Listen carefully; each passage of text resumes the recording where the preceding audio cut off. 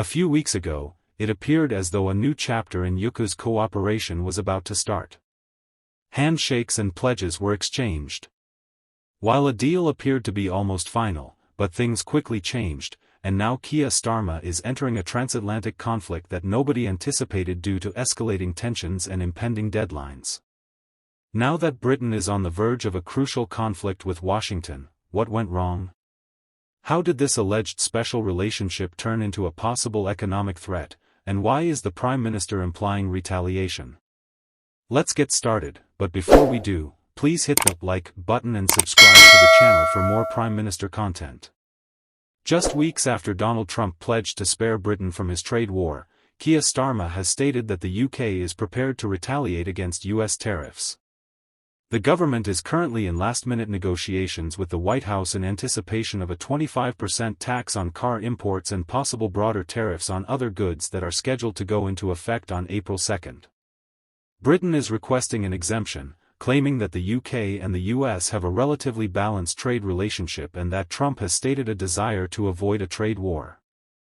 Despite worries that they would result in increased prices for consumers, US President Donald Trump has placed a number of tariffs on items from other nations, claiming the actions will help American businesses and protect employment. Vehicle import taxes in the US will go into effect on April 3, and part taxes are anticipated to follow in May or later. Even after Trump's deadline, the source stated that we will continue to attempt to secure a UK exemption. It is unknown what kind of retribution the UK may take if the tariffs are enforced. There are a number of alternatives available, from targeting particular products like Harley-Davidson motorbikes to slapping charges on industries where British goods are essential to the US. The Independent Office for Budget Responsibility has warned that a retaliatory trade war would seriously harm economic growth and possibly erase the surplus the Chancellor has set aside to adhere to her self-imposed fiscal rules. However, despite the UK's threats, ministers are keen to avoid a trade war with the US. The Prime Minister stated earlier this week that the UK would not be jumping into one with the US, adding that the government was carrying out intense negotiations to avoid tariffs and would be pragmatic and clear eyes in its response. The most recent remarks were made just weeks after Donald Trump said that Britain would not be involved in his trade war and that it might be eligible for a trade agreement. He met with the Prime Minister in the Oval Office just hours after criticizing the EU and praising Brexit as the right move at the right moment. The tariff-happy president claimed that a deal was imminent and that we would have a fantastic trade agreement. Trump claimed that we are currently working towards a very favorable trade agreement that will benefit both nations.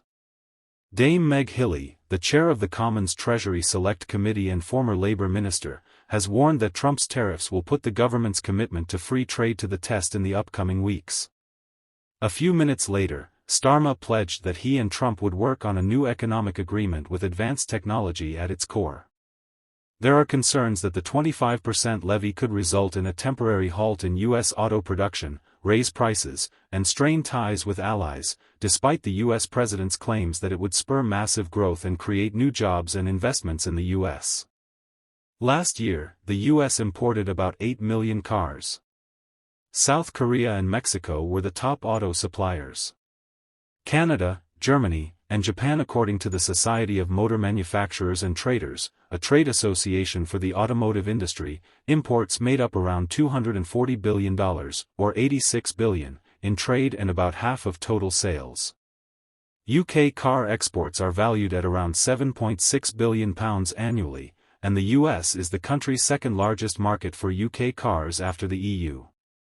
Other news actors said that Trump's announcement was not surprising but was still disappointing. According to a Labour insider, Idris Elba, 52, who is best known for portraying Detective John Luther in the popular BBC series, has emerged as Labour's top choice to succeed Sa Dion as London mayor. Labour leaders are considering Elba as a possible candidate for City Hall. Elba, who grew up in Hackney, East London, has been more involved in activism in addition to his acting profession. The Luther star has collaborated closely with Prime Minister Keir Starmer on efforts to combat knife crime and youth violence. Last year, Elba joined Starmer at number 10 in an effort to keep young people out of gang violence. Sadi Khan, who has served as mayor since 2016, is anticipated to resign before the next election, which is probably scheduled for 2028. A top Labour source informed the press Idris is a serious political campaigner in addition to being a popular celebrity. Labour insiders believe that Elba's popularity and influence could make him a formidable contender, though some admit that persuading him to run would be difficult. Labour has a choice regarding who we choose to run in London. We can choose a Labour insider and try to make them famous, or we can choose someone famous and aligned with Labour. Idris would be at the top of our wish list. Dawn Butler Rosemary and Stella Cray. Another name that has been floated as a possible contender is Dragon's Den star Deborah Mean, who is apparently being eyed by Alan Khan, the London mayor employment entrepreneur. Knife crime continues to be the primary focus of Elba's work, with the actor serving as the host of a documentary. Idris Elba's Knife Crime Crisis study examined the knife crime epidemic in the UK by speaking with policymakers, victims' families, and juvenile offenders. It's awful that he shared his observations from seeing young offenders in his documentary. These young people aren't the large, frightening characters that are frequently depicted, they're still growing and figuring things out. Ella talked on how his advocacy was sparked by his feelings of overwhelm and rage about the ongoing stream of young people killing one another 5 years prior. Along the way, he has also promoted workable answers to knife crime reporting. BBC Radio 4. It's not necessary for every kitchen knife to have a point, you can still cut food without one. Current Mayor Khan has come under fire for how he has handled the capital's ongoing crime problem. Speaking to the media, Shadow Home Secretary Chris Philip MP criticized the mayor as the worst police and crime officer and accused him of focusing more on making headlines than on apprehending criminals. Commissioner of any of England and Wales' 43 police forces. More recently, Davis, the chairman of the London Cab Drivers Club, asserted that CA does not care for the city's well-being for the People's Channel and that London is hazardous. Lastly, the royal family paid a heartfelt homage to the late Queen Elizabeth and all mothers on Mother's Day. The official social media page also recognized those who were missing theirs on the significant yearly event. A black and white image from 1956 showed a young King Charles and Princess Anne with the late Queen Elizabeth at the Royal Windsor Horse Show. The second picture honored Queen Elizabeth II's late mother, Rosalind, along with her eldest grandson, Tom. She was the mother of 4 children, King Charles, Prince Andrew, Princess Anne, and Prince Edward. She ruled England as Queen from February 6, 1952, until her passing in September 2022. What do you think of the topics we covered in today's video? Please share your opinions in the space provided below.